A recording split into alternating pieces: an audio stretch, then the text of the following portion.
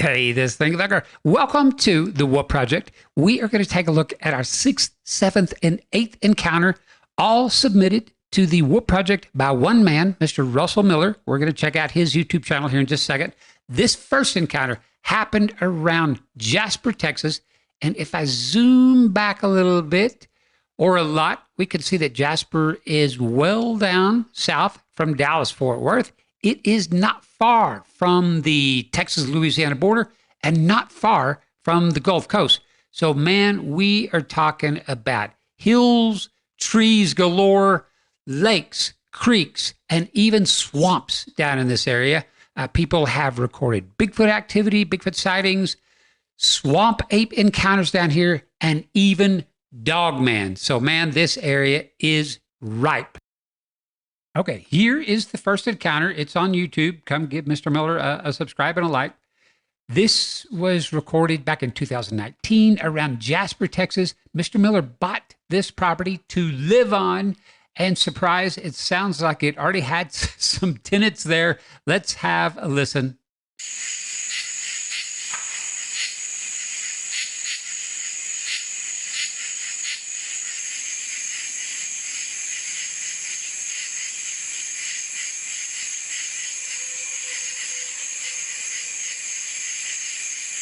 There was that howl, barely audible. Okay, here is the spectral analysis view of the Jasper house recording. This is what every sound Mr. Miller recorded looks like. And look at this. All of this orange here, that is noise from way, way up high frequency stuff up here, all the way down to the bottom, low frequency. It is just a wall of sound. Have a listen again.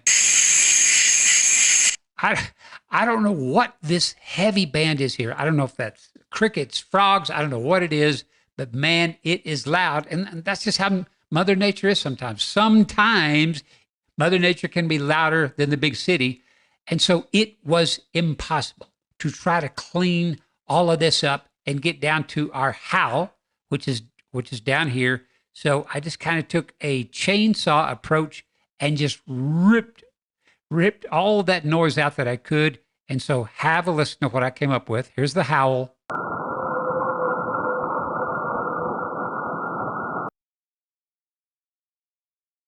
Encounter number 2. Mr. Miller caught this at the Cattle Lake, which is on the border of Texas and Louisiana. And look at this. Man, that is Big Cypress Bayou right there. That is swampy. And here is the spectral analysis for the Cattle Lake encounter. Have a listen. It was pretty noisy itself. And I cleaned more of this out, and have a listen.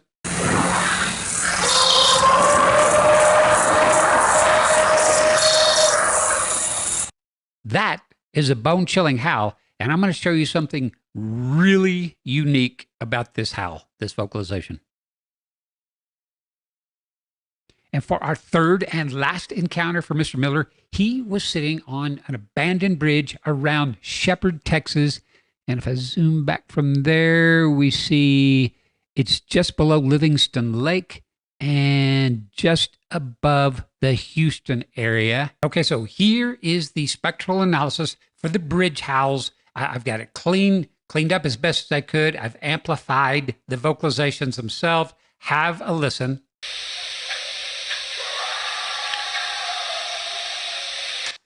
That, to my ears, sounds like a banshee howl, and I heard something like that from, say, 30, 40 feet away once, out in the woods by a river. A buddy and I out there building a fire.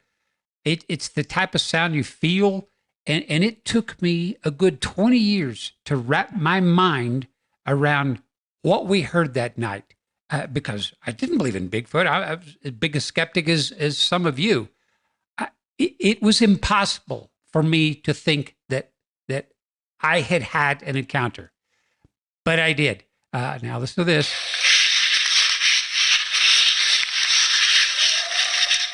Now there, Mr. Miller must have been moving his microphone around, moving it around. If you handle these microphones, you're going to get that rustling sound. So you really do need the proper gear. It needs to be sitting on a little tripod, mounted somehow with a windscreen on it. I've got links to all the gear you need to get you started. Gear up, get out there, and do what Mr. Miller and his wife did. They went out hunting for this and were successful. So way to go, guys. Good on you for doing that. And here is a quick look at the very abandoned bridge that Mr. Miller was sitting on when he made this recording. And if I zoom back from that, look at that. Out there in an ocean of trees.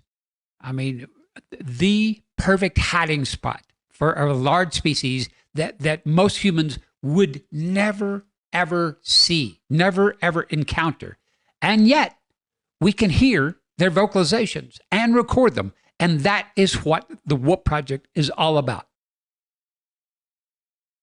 Here is a video breaking down dog howls by breeds. And have a listen. Hear that yodel right there?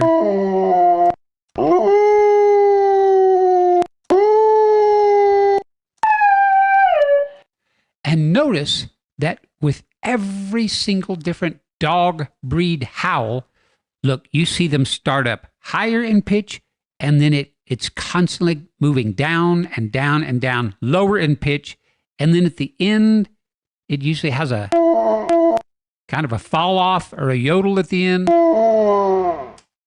Here are some coyote howls.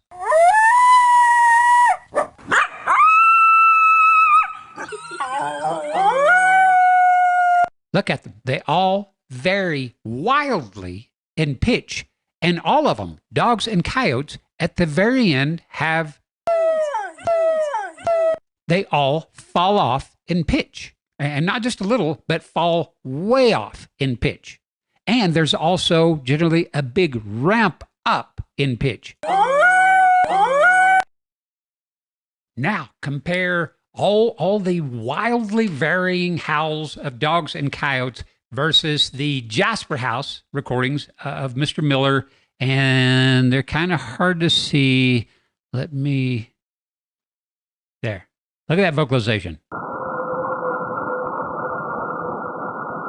Board straight, no variance in pitch. Here is his Caddo Lake howls. Have a listen. Board straight howl, no variance in pitch. And look, right there, it's making two howls at the exact same time. Dogs can't do that. Humans can't do that. Coyotes can't do that. Wolves can't do that. So again, time and time again, there is, I find a large species out there that can make more than one vocalization at the same time. And I'm not talking about low rumbling, like human throat singing. That's a very low frequency. These are very high frequency howls. Two happening in one larynx or one throat at the same time. Listen again.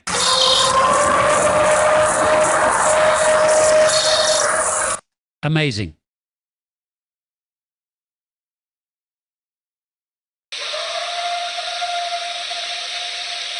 Compared to a coyote and a dog.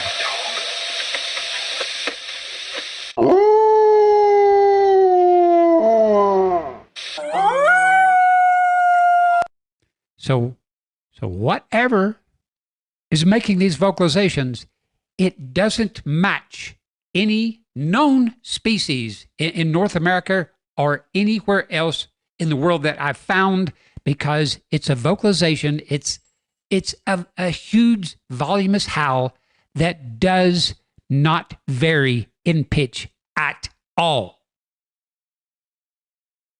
So now I'm going to drop in my impression of Mr. Miller's abandoned bridge howls that he recorded. Listen to these two back to back. First one is the original.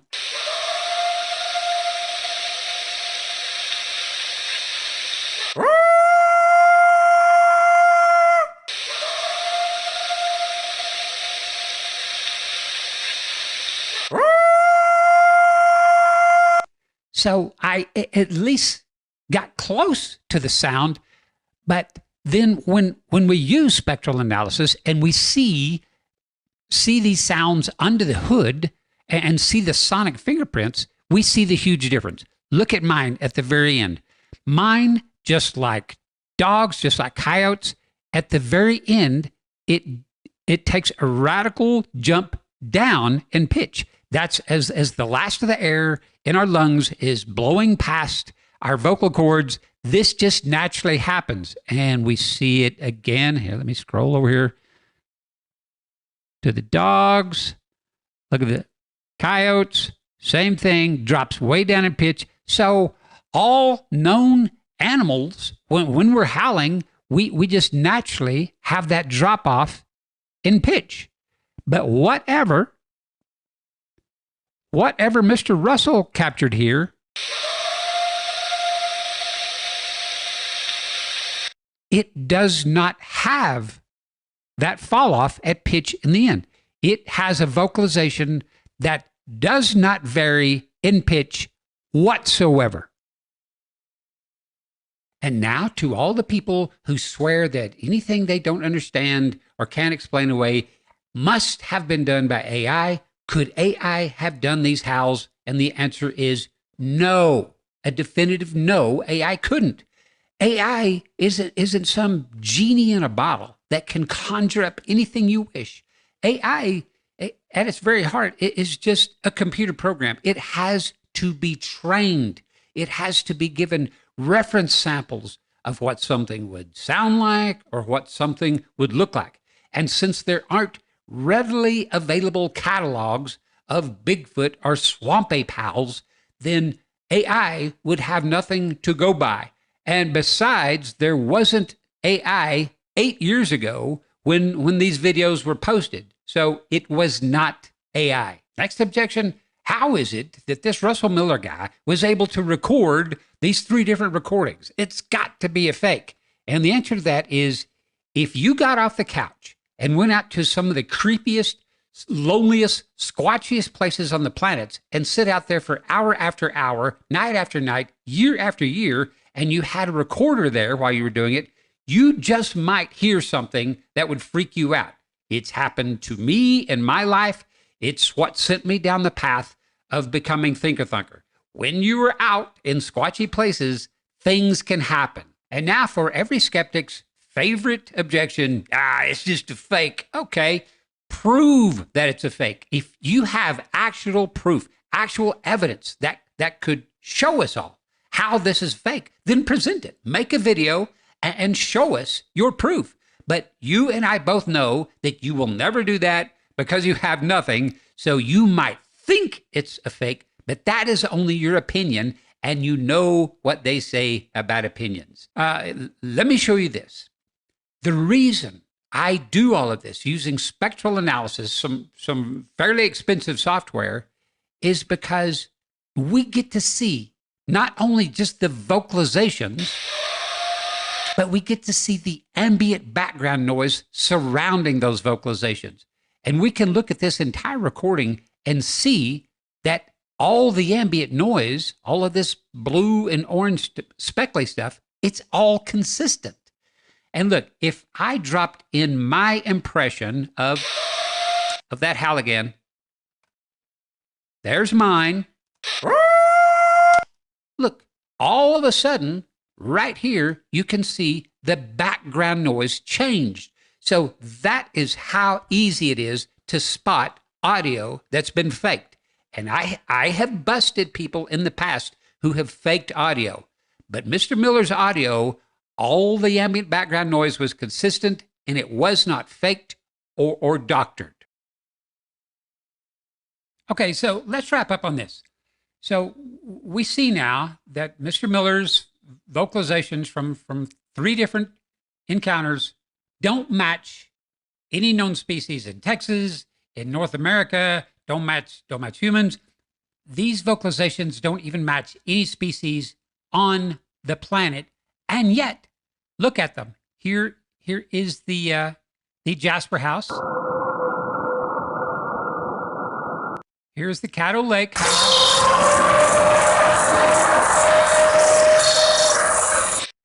And one of the howls from the bridge session. Look at all three of them. They match each other. They're all almost, say, about 600 to 700 hertz in frequency, all board flat, no little to no variance in pitch. So it wouldn't surprise me at all if all three of these came from the same unknown species that inhabits that part of South Texas and southern U.S. And not only do these three bizarre vocalizations that Mr. Miller and wife recorded match each other sonically, but they also match the sonic fingerprints of vocalizations that people have been recording for the past 10, 20, 30 years all around North America. Have a listen.